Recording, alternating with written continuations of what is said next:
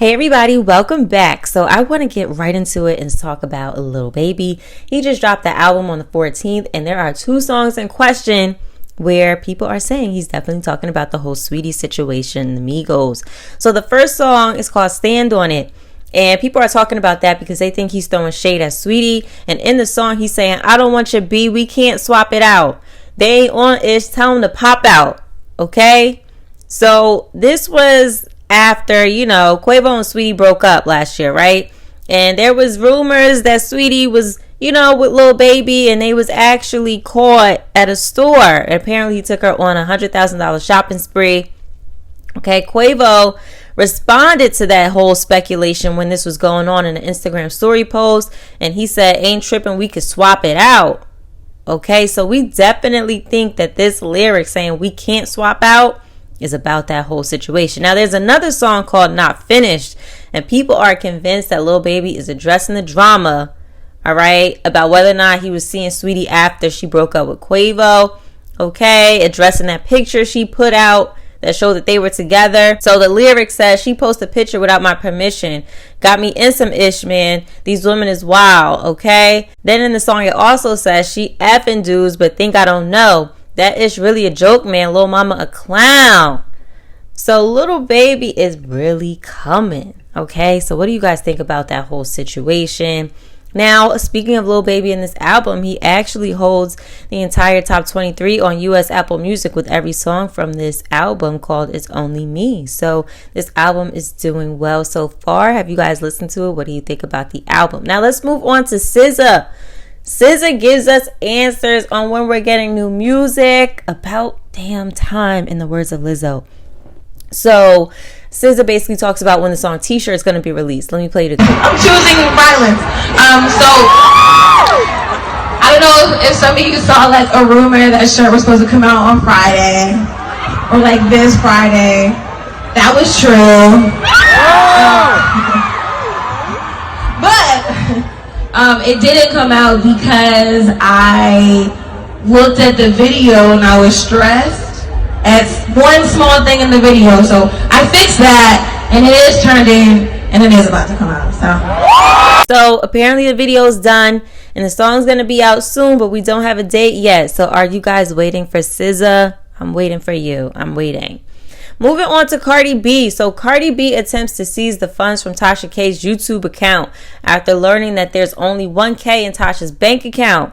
The blogger owes Cardi B over $3 million after she lost a defamation lawsuit. So now the judge actually ordered Tasha K to pay Cardi B ASAP or secure a bond for the entire amount.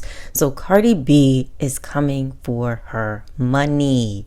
All right, she's tired of playing Tasha K's games. Now, Cardi B also gets flowers in a card sent from Beyonce for her birthday. Bitch.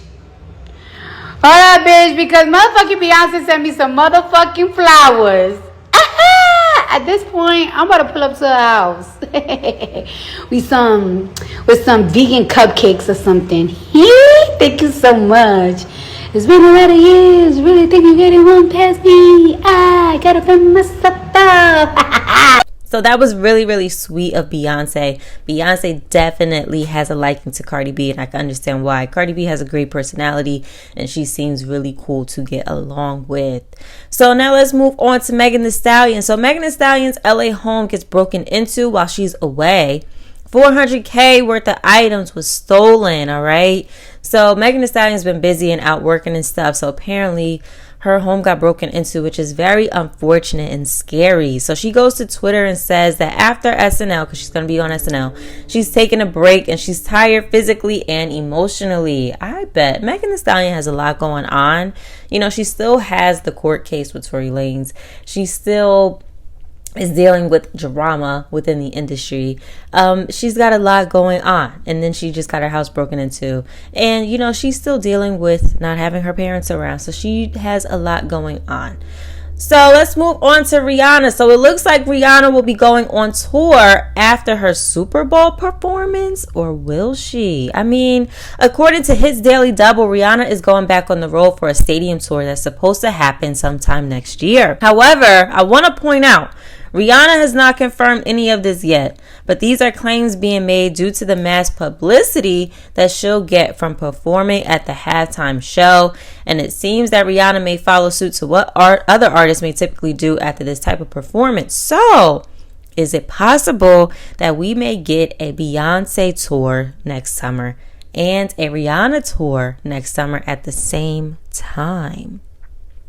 Now, I also wanted to say happy belated birthday to Ashanti. She's got all these pictures out looking amazing. She turned 42. She looks great. And she's also on Diddy's song, Moving On, that the remix with Young Miami. So if you guys listen to that song, what do you think about the song? Now, let's talk about P&B Rock and his girlfriend, because the girlfriend speaks out regarding the murder of P&B Rock. May he rest in peace. She says, I am 100% not okay. If I wasn't spiritual, I would not be here anymore. My man basically saved my life, throwing me under the table. She believes she's not supposed to be here, and she is just not doing okay. So prayers out to her.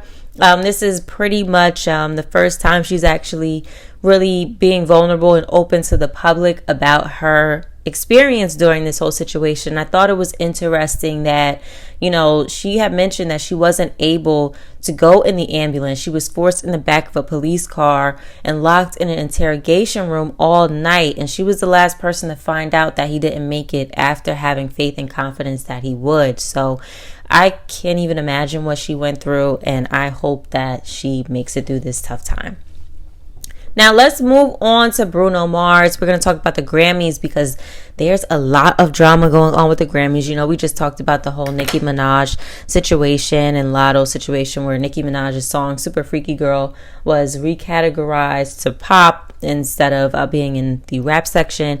It looks like Bruno Mars withdrew Silk Sonic from the Grammy Awards nomination. So according to Rolling Stone, he says, we truly put our all on this record, but Silk Sonic would like to gracefully, humbly, and most importantly, just respectfully back out of submitting their album this year.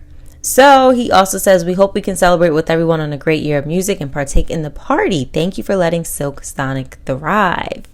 So that is very interesting. And actually, there's 686 songs submitted for Song of the Year consideration at next year's Grammys, which is actually a 41% decrease from last year's. Yikes.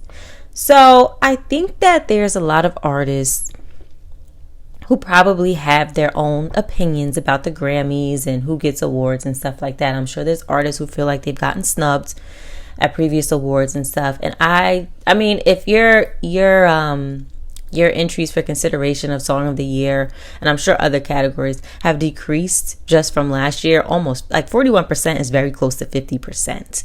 That speaks volumes. That speaks volumes about what artists think about being considered for a Grammy. Now let's move on to the American Music Awards, because we didn't get a chance to talk about this with all the drama that went on between Nicki Minaj and Lotto this week. But I just wanted to highlight a few people that are nominated. So favorite female hip hop artists, who are you guys voting for? So they have Cardi B, Glorilla, Lotto, Megan Thee Stallion, and Nicki Minaj. So who are you voting for that category? And then we have favorite male hip-hop artists with Drake, Future, Kendrick Lamar, Lil Baby, and Lil Durk. All right, now, who are you voting for favorite hip-hop songs? So we got Lotto, Big Energy, Kodak Black, Super Gremlin, Jack Harlow with First Class, Lil Nas and Jack Harlow, Industry Baby, Drake, Future, and Tim's Wait For You. And then we also have favorite female R&B artists with Beyonce, Doja Cat, Mooney Long, Summer Walker, and SZA. Now hold on, because why is Doja Cat in an R&B category? Please let me know. Why is Doja Cat in an R&B category? She is not an R&B artist. I just feel like they be playing with Doja Cat, putting her in these random behind categories, okay? Now they also have favorite R&B album with Summer Walker, Still Over It, Drake, Honestly Nevermind, which a lot of people didn't care about, Beyonce's Renaissance album, Silk Sonic, An Evening with Silk Sonic, and then The Weeknd with Dawn FM. And then I also wanted to highlight New Artist of the Year. So Lotto is nominated again for New Artist of the Year. Okay, so do you think she's going to take this one home? She took it home at the VMAs. She just took it home at the BET Hip Hop Awards. So do you think she's going to be taking it home for the AMAs, okay? And then Artist of the Year, we got Adele, Beyonce, Bad Bunny, Drake, Harry Styles, Taylor Swift, and The Weeknd. That is a tough category, all right? Who are you voting for that? Because Bad Bunny's been killing it. Adele always kills it. Harry Styles has been number one forever. They all have been doing very well. So that is going to be a very, very tough situation. Now, it's also shown that Beyonce and Taylor Swift are the most nominated female artists with 6 nominations each. So do you think we're going to get an appearance from Beyonce at the AMAs? Okay, because I don't know. She's coming outside too much for these award shows. Okay, we may just get her at the Grammys only. I don't know. And then Bad Bunny is the most nominated artist at this year's AMAs with 8 nominations. So he might take Artist of the Year. You never know. So what do you guys think about that? That is all I have for today, and I will see you in the next video. Bye.